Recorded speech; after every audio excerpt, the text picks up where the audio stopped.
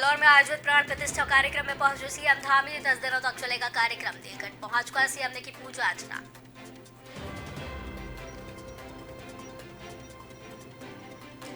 Devasthanam board को लेकर बोले शीशपाल बिष्ट, बिना व्यापक विचार विमर्श के लाया गया प्रस्ताव। सर्वसम्मति से प्रस्ताव पर समर्थन करती कांग्रेस।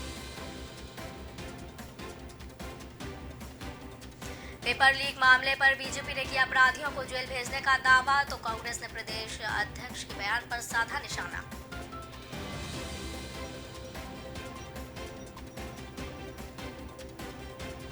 केदारनाथ समिति के अध्यक्ष अजय अजेंद्र का जोशीमठ दौरा। सभी वार्डों का निरीक्षण कर पीड़ित परिवारों से की बातचीत।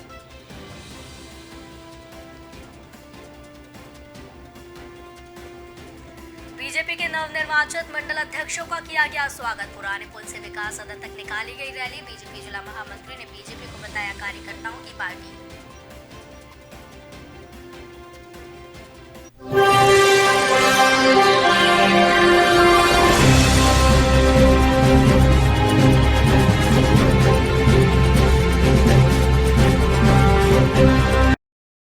नमस्कार, ओमकार न्यूज देख रहे हैं आप। आपके साथ मैं हूं आस्था श्रीवास्तव। रुक करते हैं अब खबरों का। बीनमाल में नीलकंठ महादेव मंदिर में चल रहे 10 दिवसीय प्राण प्रतिष्ठा कार्यक्रम में मुख्यमंत्री पुष्कर सिंह धामी पहुंचे। इस दौरान उन्होंने नीलकंठ महादेव मंदिर और वाराह श्याम मंदिर में पहुंचकर पूजा अर्चना की है। सीएम ने इस दौरान पीएम मोदी की जमकर तारीफ की। उन्होंने कहा, आज पीएम मोदी के नेतृत्व में देश आगे बढ़ रहा है। साथ ही देश में सभी के लिए आवास, किसानों के लिए कई जन कल्याणकारी योजनाएं संचालित की जा रही हैं। आज अंतरिक्ष में भी युवाओं को भेजने में सरकार जुटी हुई है। वहीं प्राण प्रतिष्ठा महोत्सव के आयोजक मुफ्ती सिंह राव के परिवार ने जोशीमठ में आई आपदा के लिए 1 करोड़ की आर्थिक सहायता देने की घोषणा की है।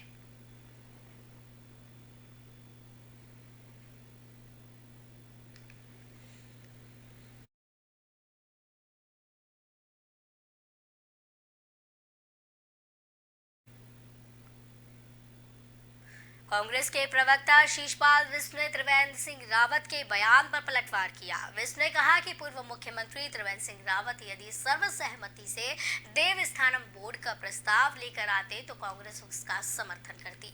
ये प्रस्ताव बिना सर्वसहमति से लाया गया। इसी के चलते हक हकूक धारियों समेत तीर्थ पुरोहितों और कांग्रेस ने इसका विरोध किया। आपको बता दें, देवस्थानम बोर्ड फिर से तब सुर्खियों में आया जब पूर्व मुख्यमंत्री त्रिवेंद्र सिंह रावत ने कहा कि यदि आज देवस्थानम बोर्ड लागू होता तो राज्य को बोर्ड से जो 125 से 150 करोड़ राजस्व मिलता, उससे जोशीमठ को पुनः स्थापित किया जा सकता था और पैसे के लिए कहीं भटकना नहीं पड़ता। तो आपको बता दें कि शीशपाल बिष्ट ने त्रिवेंद्र सिंह रावत के बयान पर पलटवार किया है। इस दौरान उन्होंने कहा है कि त्रिवेंद्र सिंह रावत यदि सर्वसहमति से ये प्रस्ताव लेकर आते तो कांग्रेस उसका समर्थन जरूर करती है, लेकिन ये जो प्रस्ताव लाया गया था ये सर्वसहमति से नहीं लाया गया था। इसी के चलते हक हकूकधारियों समेत तीर्थ पुरोहित और कांग्रेस ने इसका विरोध किया था।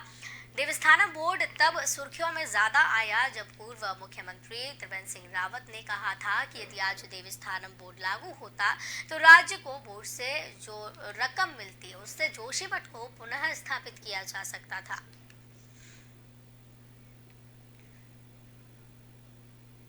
देखिए, जहां तक पूर्व मुख्यमंत्री त्रिवेंद्र सिंह रावत जी की बात है, आजकल लगातार उनकी बयानबाजियां आ रही हैं और पूर्व मुख्यमंत्री और वर्तमान मुख्यमंत्री के बीच में जिस तरह का शीत युद्ध दिखाई दे रहा है, तो इससे प्रदेश में जो रोजगार है, चाहे विकास है, उस पर फर्क पड़ रहा है। और देवस्थानम बोर्ड के लिए त्रिवेंद्र सिंह रावत जी ने कहा कि अगर वो बोर्ड होता, सरकार अगर उसको भंग नहीं करती तो आज जो है पैसे की कमी नहीं हो सकती।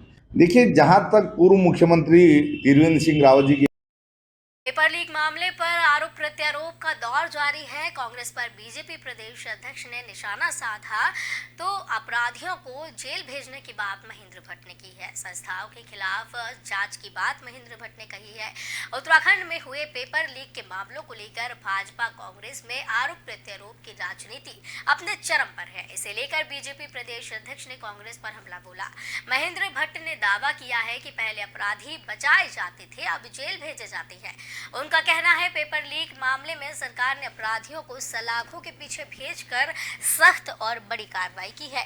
मीडिया से बात करते हुए महेंद्र भट्ट ने इस मामले पर जांच की बात की। महेंद्र भट्ट के इस बयान के बाद कांग्रेस भी शांत नहीं बैठी। कांग्रेस के प्रदेश प्रवक्ता सुजाता पॉल ने भी बयान दिया है। उन्होंने बीजेपी पर निशाना साधते हुए कहा कि भाजपा पार्टी और उसके अध्यक्ष महज अहंकार में डूबकर इस तरह की बातें कर रही हैं और अगर भाजपा अपराधियों के खिलाफ कार्रवाई करने वाली ही पार्टी होती तो फिर भला पूर्व विधायक महेश नेगी का टिकट क्यों काटा गया? क्या टिकट काटने से महेश नेगी अपराध मुक्त हो गए हैं? तो आपको बताते चले कि महेंद्र भट्ट के बयान पर सुजाता पॉल माल्या ने पलटवार किया है और लगातार बीजेपी और कांग्रेस के बीच में आरोप प्रत्यारोप का दौर चल रहा है। एक दूसरे पर आरोप प्रत्यारोप लगाए जा रहे हैं और बयानबाजी इस पर तेज है। देखिए, अपराधी बचाए जाते थे, अब अपराधी जेल में जा रहे हैं। और मैं कहने को बार इस विषय को देखता हूं कि पुष्कर सिंह धामी जी ने एक मिथक तोड़ा है। केवल चर्चाएं संदेह तक न रहें और उस पर किसी प्रकार की कार्रवाई ना हो, यही आज तक होता आया था। कहीं से भी कोई विषय उठता है उसकी जड़ तक जाना और ऐसे अपराधियों को जेल की सलाखों तक पहुंचाना, ये युवाओं के अंदर और भविष्य के अंदर होने वाली जो नियुक्तियाँ उसके प्रति विश्वास खड़ा होता है। और मैं कह सकता हूँ धीरे धीरे जो भी संस्थान हैं, जिन संस्थानों में विकृतियाँ आई हुई थी, वो सारे संस्थान भविष्य के अंदर अपना एक सुधार करेंगे और उसका अच्छा एक स्वरूप हमको दिखाई देगा। उत्तराखंड में प्रचंड बहुमत की प्रचंड अहंकारी सरकार है और जब सर चढ़ के बोले अहंकार तो नाम होता है महेंद्र भट्ट का। महेंद्र भट्ट कहते हैं कि हमने जेल उन सब लोगों को भेज दिया जिन्होंने करा है घोटाला, जो है गलत काम करने वाले। तो ये बताओ महेश नेगी को क्यों बचाया? इस बार टिकट नहीं दिया पर अपराध विमुक्त तो नहीं हो गए। TSR 1 के ऊपर इतना बड़ा आरोप, TSR 2 ने तो कुंभ के दौरान केदारनाथ बद्रीनाथ समिति के अध्यक्ष अजय अजेंद्र जोशीमठ पहुंचे। यहां पर पहुंचकर अजय ने सभी वार्डों का निरीक्षण किया और पीड़ित परिवारों से मुलाकात कर परिवारों का हालचाल जाना। इस दौरान केदारनाथ बद्रीनाथ मंदिर समिति की खाद्य सामग्री और गर्म पानी करने के केटल का भी वितरण किया गया है। तो आपको बताते चले कि केदारनाथ बद्रीनाथ समिति के अध्यक्ष अजय अजेंद्र अपने दौरे पर निकले हैं और जोशीमठ इस दौरान पहुंचे हैं। आपको बताते चले कि जोशीमठ में जिस तरीके की आपदा देखने को मिल रही है, इस आपदा से पीड़ित परिवारों से उन्होंने बातचीत की है और साथ ही केटल और गर्म पानी करने का केटल और खाद्य सामग्री यहां पर वितरित की गई है। साथ ही पीड़ित परिवारों से मुलाकात की है, पीड़ित परिवारों से बातचीत की है और किस तरीके से किस हाल में भी पीड़ित परिवार है ये सब देखा गया है। ये जोशीमठ में भू धसाव की समस्या उत्पन्न हुई है, तब से प्रदेश सरकार और केंद्र सरकार निरंतर और गंभीरता के साथ में यहाँ पर जो राहत और पुनर्वास के कार्य हैं उनको देख रही है। और आप खुद पूछ सकते हैं जो यहाँ पर राहत शिविरों में जो प्रभावित हैं उनसे पूछ सकते हैं कि वो किस प्रकार की, उनको कोई समस्या यहाँ पर नहीं है। सरकार के स्तर से जो भी कठिनाइयाँ उनके समक्ष हैं, जो तात्कालिक जो चुनौतियाँ थी, जो तात्कालिक उनकी समस्याएं थी, चाहे वो उनके आवास की हो या भोजन की हो या अन्य प्रकार की किसी प्रकार की समस्याएं हों, तो सरकार के स्तर से जब ये आपदा शुरू हुई उसके तत्काल बाद से ही उनको निस्तारण उनका कर दिया गया था। ये जोशीमठ में भू धसाव की समस्या उत्पन्न हुई है, तब से प्रदेश सरकार और केंद्र सरकार निरंतर और गंभीरता। शिक्षा मंत्रालय ने राष्ट्रीय रंगशाला शिविर नई दिल्ली में प्रेस वार्ता आयोजित की। इस दौरान में विभिन्न प्रदेशों और मंत्रालयों की झांकी कलाकारों ने प्रेस के सामने दिखाई। इन झांकियों ने सभी राज्यों की सांस्कृतिक झलक देखने को मिली। इस दौरान उत्तराखंड राज्य के कलाकार पहुंचे और राज्य की सांस्कृतिक झलक दिखाते हुए एक झांकी दिखाई। इस झांकी का नाम मानस खंड रखा गया है। इस झांकी में राज्य के 18 कलाकारों ने भाग लिया। आपको बता दें, गणतंत्र दिवस समारोह में इस वर्ष 17 राज्यों की झांकी सम्मिलित की गई है, जिसमें एक झांकी उत्तराखंड की भी है। इसमें 18 कलाकार भाग ले रही हैं और इसी के चलते आज प्रेस के सामने उत्तराखंड की झांकी दिखाई गई, जिसमें उत्तराखंड की सांस्कृतिक की झलक दिखी।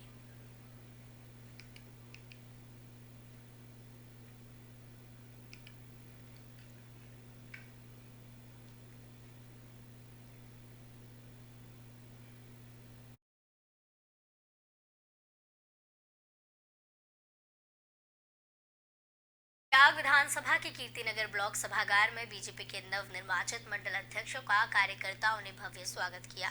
इस दौरान कीर्तिनगर पुराने पुल से विकास सदन तक रैली का भी आयोजन किया गया। आयोजित रैली में कीर्तिनगर एवं ग्रामीण अध्यक्षों समेत सैकड़ों की संख्या में कार्यकर्ता मौजूद रहे।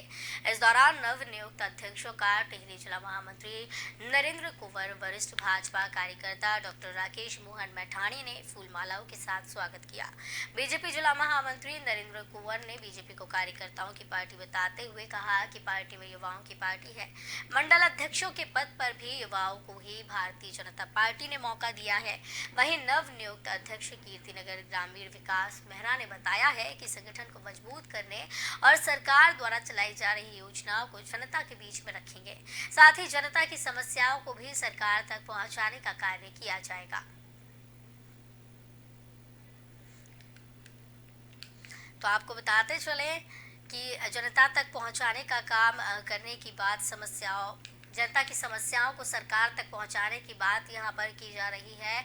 और इस दौरान रैली जो आयोजित की गई है, इस रैली में कीर्तिनगर व ग्रामीण अध्यक्ष समेत सैकड़ों की संख्या में कार्यकर्ता मौजूद रहे हैं। देवप्रयाग विधानसभा के कीर्तिनगर ब्लॉक सभागार में बीजेपी के जो नवनिर्वाचित मंडल अध्यक्ष हैं, उनका भव्य स्वागत किया गया है। कार्यकर्ताओं की तरफ से ये स्वागत हुआ। इस दौरान कीर्तिनगर पुराने पुल से विकास सदन तक रैली निकाली गई है। इस रैली में कीर्तिनगर व ग्रामीण अध्यक्ष समेत सैकड़ों की संख्या में कार्यकर्ता मौजूद थे। इस दौरान नवनियुक्त अध्यक्षों का टिहरी जिला महामंत्री नरेंद्र कुंवर, वरिष्ठ बीजेपी कार्यकर्ता डॉक्टर राकेश मोहन मैठाणी ने भी फूलमालाओं के साथ स्वागत किया है। बीजेपी जिला महामंत्री नरेंद्र कुंवर ने बीजेपी को कार्यकर्ताओं की पार्टी बताया है और पार्टी में युवाओं की पार्टी भी बताया है। कहा है कि बीजेपी युवाओं की पार्टी है, कार्यकर्ताओं की पार्टी है। मंडल अध्यक्षों के पद पर भी युवाओं को ही बीजेपी ने मौका दिया है। वहीं नवनियुक्त अध्यक्ष कीर्तिनगर ग्रामीण विकास मेहरा ने बताया है कि संगठन को मजबूत करने और सरकार द्वारा चलाई जा रही योजनाओं को जनता के बीच में रखा जाएगा। साथ ही जनता की समस्याओं को भी सरकार तक पहुंचाने का काम किया जाएगा। भारतीय जनता पार्टी जो है कार्यकर्ताओं के एक आधारित पार्टी है। इसमें युवाओं को ज़्यादा मौका दिया जा रहा है और प्रदेश के मुखिया को लेकर जो देवप्रयाग विधानसभा क्षेत्र के श्री विनोद कंडारी जी विधायक प्रत्यक्ष में, अभी उदाहरण वो भी एक युवा है और विधानसभा क्षेत्र के भी एक युवा विधायक जो काफ़ी कर्मठ, काफ़ी आदर्श विधायक और युवाओं को काफ़ी मौका दिया जा रहा है। भारतीय जनता पार्टी युवाओं को ही आगे कर रही है और हमारे दोनों युवा जो मंडल अध्यक्ष हैं, आपने देखा होगा पार्टी में भी सब हमारे युवा हैं और युवा शक्ति और जो बुजुर्ग हैं उनका आशीर्वाद से पूरा उत्तराखंड और पूरा भारत इससे तरक्की करेगा और इन लोगों की ऊर्जा देश को मिलेगी, समाज को मिलेगी। निश्चित तौर से भारत इस विषय में आगे तरक्की करेगा। भारतीय जनता पार्टी जो है कार्यकर्ताओं के एक आधारित पार्टी है।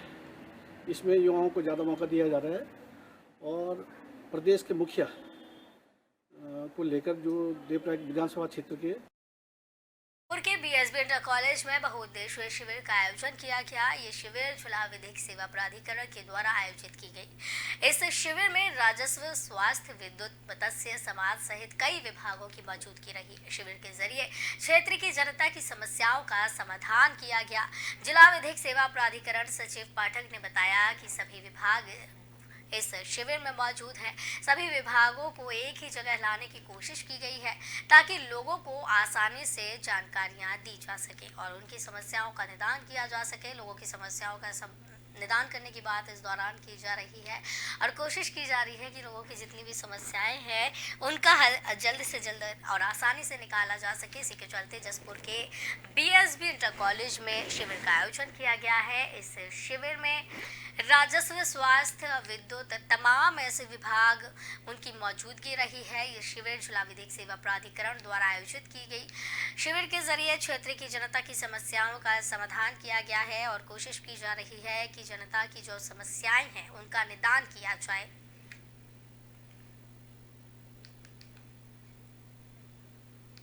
20 से 22 विभाग यहाँ पे उपस्थित है। हर तरह के जैसे समाज कल्याण है, मत्स्य पालन है और जो हमारे चिकित्सा जो भी विभाग है, होम्योपैथिक है, सारे विभाग है यहाँ पे। इनका हमारा ये उद्देश्य होता है कि एक ही सभी विभागों को एक जगह ले दिया जाए ताकि सारे जो समस्याएं हैं, जो डे बाय डे की समस्याएं हैं, उनको हम निदान कर सके। और हमारा दूसरा जो एक मुख्य जो पर्पज होता है विधिक जागरूकता, ज्ञान देना है। 20 से 22 विभाग यहाँ पे उपस्थित। देहरादून जनपद के अंतर्गत कालसी थाने में बीती 18 जनवरी को एक अभियुक्त की तहरीर पर मुकदमा दर्ज किया गया था, जिसमें वादी द्वारा तहरीर दी गई थी कि पिछले 2 महीने से एक अज्ञात अभियुक्त खुद को विश्नोई गैंग का सदस्य बताकर रंगदारी मांग रहा है और 1 लाख रुपए अभी तक मांग चुका है। मामले में एसएसपी देहरादून ने एक टीम का गठन किया, जिस टीम ने आरोपी मनोज कुमार को आगरा से गिरफ्तार कर लिया। एसपी ग्रामीण ने बताया कि गिरफ्तारी युवक ने जिस बैंक खाते में रंगदारी मांगी थी उस बैंक खाते को फ्रीज किया गया है। बताया कि अभियुक्त मनोज कुमार इटावा उत्तर प्रदेश का रहने वाला है और ये उत्तराखंड में मजदूरी का काम करने आया था। पुलिस अधीक्षक ग्रामीण ने बताया कि अन्य मसलों पर भी जांच की जा रही है, लेकिन जिस तरीके से विश्नोई गैंग पर लगाम लगाने की कोशिश की जा रही है वो सफल होता हुआ नजर नहीं आ रहा है। विश्नोई गैंग का बताया जा रहा है युवक, और इस दौरान रंगदारी मांगने का ये पूरा मामला है। थाने में बीती 18 जनवरी को मामला दर्ज किया गया था और तहरीर दी गई थी कि 2 महीने से एक अज्ञात युवक जो कि विश्नोई गैंग का सदस्य अपने आप को बता रहा है, वो रंगदारी मांग रहा है और अभी तक 1 लाख रुपए वो मांग चुका है। एसएसपी देहरादून ने एक टीम इस दौरान गठित की है आरोपी को गिरफ्तार करने के लिए और आगरा से आरोपी मनोज कुमार को गिरफ्तार कर लिया गया है। ग्रामीण एसपी ने बताया है कि जिस बैंक खाते में युवक ने रंगदारी मांगी थी उस बैंक को फ्रीज किया गया है। अभियुक्त मनोज इटावा उत्तर प्रदेश का रहने वाला बताया जा रहा है और उत्तराखंड में मजदूरी का काम करने आया था। पुलिस अधीक्षक ग्रामीण ने बताया है कि अन्य मसलों पर भी जांच की जा रही है।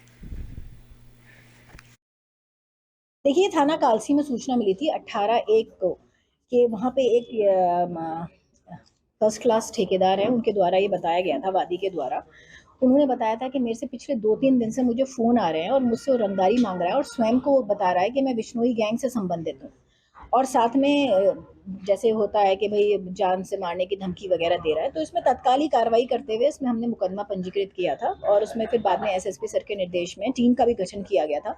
इसमें पुलिस टीम मतलब थाना कालसी की टीम के साथ एसओजी की टीम भी लगी हुई थी। देखिए, थाना कालसी में सूचना मिली थी 18/1 को कि वहाँ पे एक फर्स्ट क्लास ठेकेदार है, उनके द्वारा ये बताया गया था, वादी के द्वारा उन्होंने उत्तराखंड के कई जिलों में आज भारी बारिश का ऑरेंज अलर्ट जारी किया गया है और अगले 48 घंटे में भारी बारिश और बर्फबारी की संभावनाएं हैं।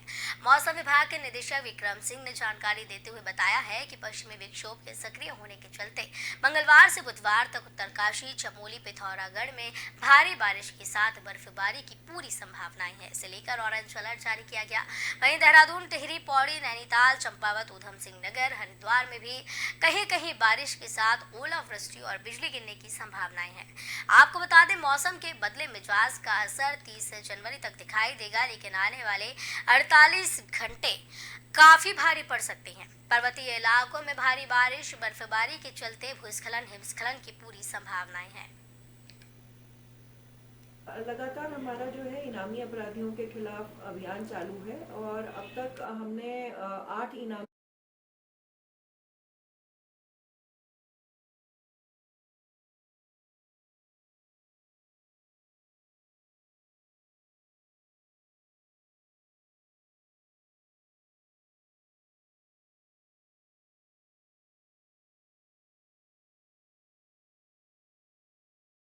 पौड़ी जिले की पुलिस ने 2 इनामी बदमाशों को अलग अलग स्थानों से गिरफ्तार किया। इसमें एक अपराधी को तमिलनाडु तो दूसरे आरोपी को बिहार से गिरफ्तार किया गया।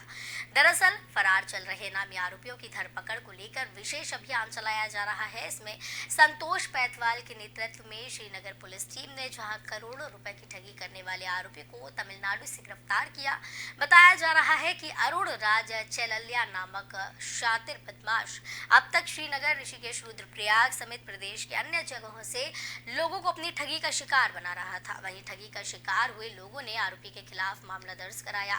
पुलिस लगातार इस आरोपी की तलाश कर रही थी। वहीं अब पुलिस ने अभियुक्त को तमिलनाडु से गिरफ्तार कर लिया, जिसने पुलिस के समक्ष करोड़ों रुपए की ठगी करने की बात को स्वीकार किया। तो वहीं दूसरे मामले में पुलिस ने आरोपी को बिहार से गिरफ्तार कर लिया है।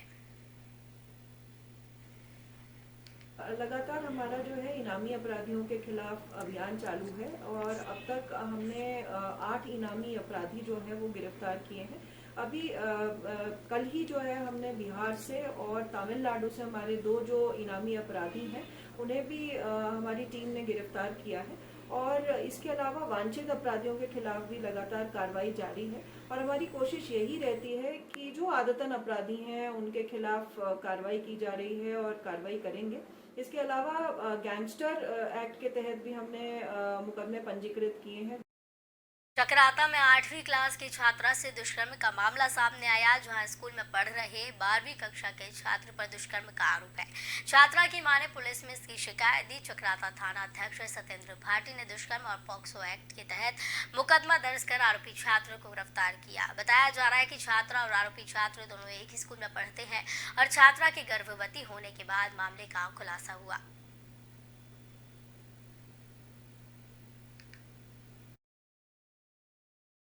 इस सुनीता देवी हैं, सुनीता देवी द्वारा एक लिखित तहरीर दी गई जिसपे कि उसने बताया गया कि उनकी नाबालिग पुत्री के साथ किसी व्यक्ति द्वारा गलत काम किया गया है, जिसपे कि मुकदमा पंजीकृत चकराता में किया गया, कंसर्निंग धाराओं में किया गया। उसके बाद विवेचना के दौरान भी पाया गया कि उसी के स्कूल का एक छात्र था जिसने कि ये गलत काम किया गया था, उसको गिरफ्तार किया गया और न्यायालय भेजा गया। न्यायालय के बाल अभिचारी होने के कारण उसको शिक्षा विभाग में डीएलएड प्रशिक्षु शिक्षक विवाद के कारण शिक्षकों के रिक्त पदों को अब तक भरा नहीं गया। दरअसल बेसिक शिक्षक भर्ती में एनआईओएस से डीएलएड प्रशिक्षण प्राप्त शिक्षकों ने शिक्षा विभाग में बेसिक शिक्षक भर्ती में खुद को सम्मिलित किए जाने को लेकर हाई कोर्ट में याचिका दायर की थी, जिसमें हाई कोर्ट ने डीएलएड प्रशिक्षु शिक्षकों को राहत देते हुए सिंगल बेंच और डबल बेंच ने आदेश जारी किए थे कि शिक्षकों को भर्ती में सम्मिलित किया जाए। हाई कोर्ट के इस फैसले पर राज्य सरकार ने न्याय विभाग से विधिक राय मांगी थी, जिसके लिए न्याय विभाग ने नियुक्तियों में डीएलएड प्रशिक्षण को शिक्षकों को सम्मिलित करने पर सहमति जताई थी। लेकिन उच्च न्यायालय के फैसले के विरोध में बीएड और टीईटी अभ्यर्थियों ने सुप्रीम कोर्ट में याचिका दायर की, जिस पर सुनवाई करते हुए सुप्रीम कोर्ट ने हाई कोर्ट के फैसले को स्टे कर दिया। यही कारण है कि शिक्षा विभाग शिक्षकों की भर्ती नहीं करवा पा रहा है, जबकि मामला सुप्रीम कोर्ट में होने के कारण नई भर्तियां भी नहीं की जा रही हैं। शिक्षा महानिदेशक वंशीधर तिवारी का कहना है कि राज्य सरकार को हाई कोर्ट सुप्रीम कोर्ट के फैसले का इंतजार है, जिसके आधार पर ही डीएलएड प्रशिक्षण शिक्षकों को सम्मिलित किए जाने और रिक्त पदों को भरे जाने की प्रक्रिया को शुरू किया जा सकेगा। जबकि डीएलएड प्रशिक्षु शिक्षक संघ को भी हाई कोर्ट से राहत मिलने के बाद अब सुप्रीम कोर्ट के फैसले का इंतजार है, क्योंकि सुप्रीम कोर्ट का फैसला ही उनके आगे के भविष्य को तय करेगा। तो ओमकार न्यूज में फिलहाल इतना ही। मुझे दीजिए इजाजत। नमस्कार।